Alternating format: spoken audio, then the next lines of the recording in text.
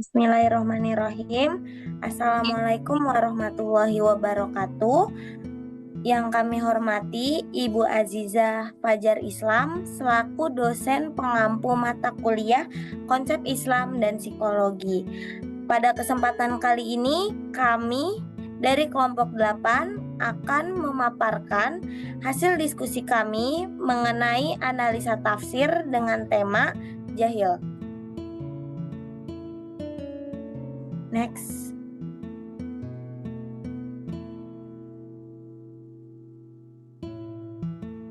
Kelompok 8 beranggotakan Egi Anugrah Alfatan, Kesya Safinka Iftinan, Fadilah Hadi Putri, Salma Aisyah Priyadi, dan Dias Aziz Hogantara.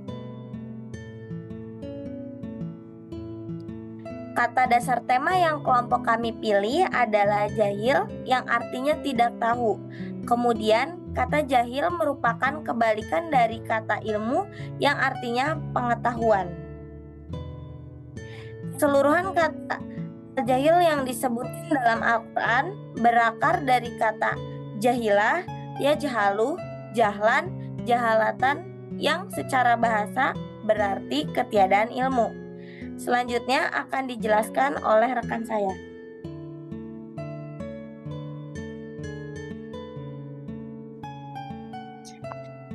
Oke, baik. Selanjutnya ada makna istilah dari 5 pendapat ulama. Yang pertama ada jahil, yang disampaikan Ibnu Katsir adalah berkaitan dengan maksiat kepada Allah, menyekutukan Allah, lalai terhadap perbuatan sehingga menimbulkan dosa, berucap dengan ucapan kotor, kemudian mengkhianati amanah terhadap Allah, dan tidak memiliki pemahaman terhadap takdir Allah. Kemudian yang kedua dari Ibnu Mandur menjelaskan bahwa al-jahl artinya tidak memiliki ilmu, seperti dikatakan si fulan bodoh ketika jahalan untuk tidak paham. Yang ketiga dari Muhammad Salim mengatakan bahwa istilah jahal memiliki dua makna. Yang pertama, jahal sebagai antonim dari ilm, dan jahal sebagai antonim dari hilm itu santun, yang artinya setiap orang tidak akan sama pengetahuannya, namun tidak sepantasnya seorang muslim tidak mengetahui syariat yang diajarkan.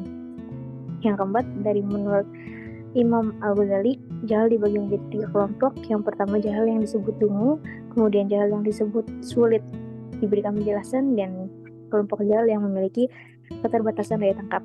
Kemudian yang terakhir dari Ibnu Katsir juga berpendapat bahwa jahal dibagi menjadi 2 kelompok, yaitu bodoh yang membuat melakukan maksiat dan tidak tahu yang membuat orang melakukan dosa. Selanjutnya akan dilanjutkan oleh rekan saya.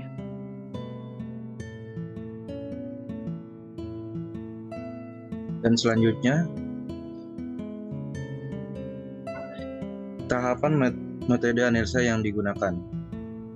Metode analisa yang digunakan adalah teknik madhui, yang artinya menghimpun seluruh ayat Al-Quran dengan tema yang sama, mengarah pada satu pengertian. Al-Misbah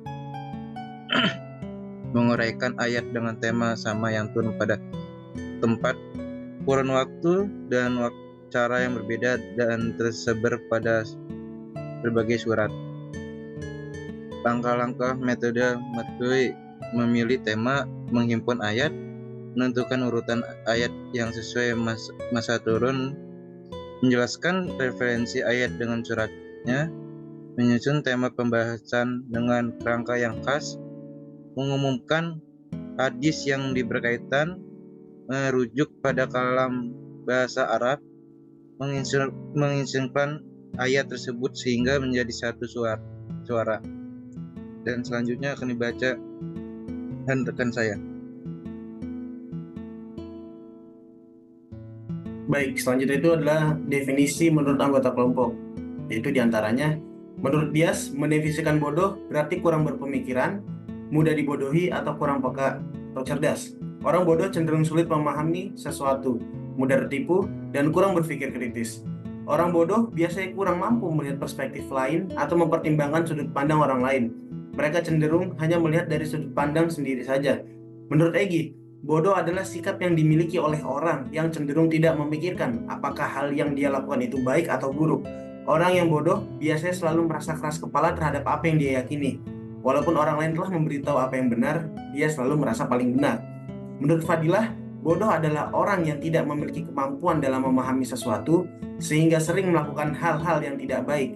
Biasanya juga orang yang bodoh tidak memiliki moral atau etika yang baik. Menurut Keisha, bodoh dalam Islam merupakan suatu sifat yang tercela. Orang yang bodoh akan sulit untuk memahami kebenaran dan akan mudah terjerumus dalam kesesatan. Orang bodoh juga orang yang tidak mau belajar dan tidak mau mendengarkan nasihat. Menurut Salma, jahil tidak melulu soal pengetahuan, namun bisa saja soal bersikap. Tidak belajar dari kesalahan adalah salah satu bentuk kebodohan dalam bersikap. Selanjutnya akan dijelaskan oleh rekan saya.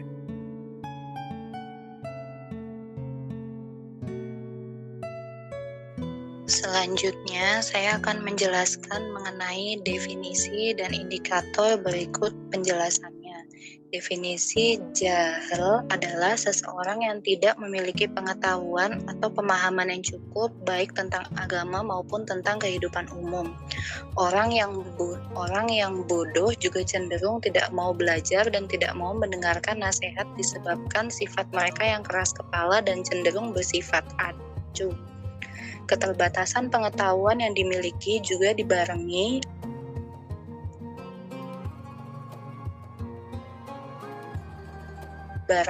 atau diiringi dengan memiliki ego yang cukup tinggi antar individunya. Selanjutnya ada indikator dari jahil, yaitu keras hati, lepas kendali, keras kepala, berpikiran sempit, acuh abai, dan banyak tipu daya. Lalu penjelasan per indikatornya ada keras kepala yang artinya sifat seseorang yang tidak mau mengubah pandangannya terhadap sesuatu. Lalu ada lepas kendali berarti tidak terkontrol, pecah atau lepas biasanya terjadi karena emosi seseorang yang meluap-luap. Lalu keras hati, kondisi hati yang tidak melemah pada nasihat dikarenakan dosa yang begitu banyak. Lalu berpikiran sempit, menolak melihat sesuatu dari sudut pandang orang lain. Lalu berikutnya ada acuh abai, orang yang tidak mau tahu dan peduli.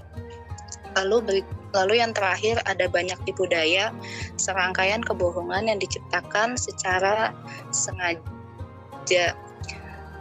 Demikian presentasi dari kelompok kami. Mohon maaf jika ada kesalahan. Wassalamualaikum warahmatullahi wabarakatuh.